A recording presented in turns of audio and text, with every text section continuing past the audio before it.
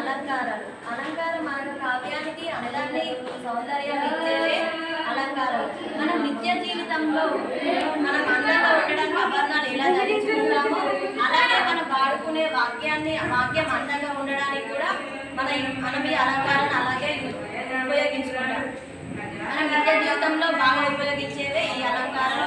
ఈ అలంకారాలు రెండు రకాలు. ఒకటి శబ్దాలంకారం, రెండు అర్థాలంకారం. అర్థాలంకారాలు 10 రకాలు, అలాగే శబ్దాలంకారాలు 4 రకాలు. అర్థాలంకారాలు అనగా అర్థాన్ని ఆశ్రయించుకొని ఉండే వాటిని అర్థాలంకారాలు అంటారు. శబ్దాలంకారం అంటే శబ్దాన్ని ఆశ్రయించుకొని ఉండే వాటిని శబ్దాలంకారాలు అంటారు. ఈ శబ్దాలంకారం 4 రకాలు. దానిలో మొదటి వృత్యానుప్రాస అలంకారం అంటారు.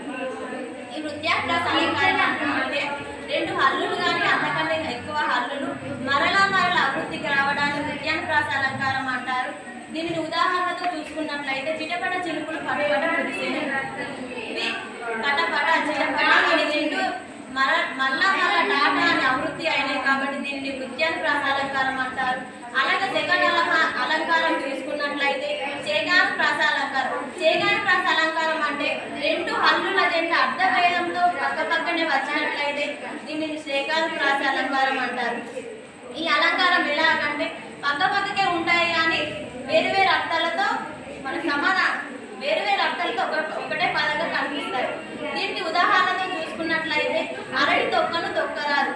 ఇక్కడ తొక్క 2 వచ్చినాయి పక్క కాకపోతే ఒక తొక్కకు అర్థం ఇంకొక అర్థానికి తొక్కరాదు. ఇలా పక్కకి అర్థభేదంతో వచ్చినట్లయితే దీనిని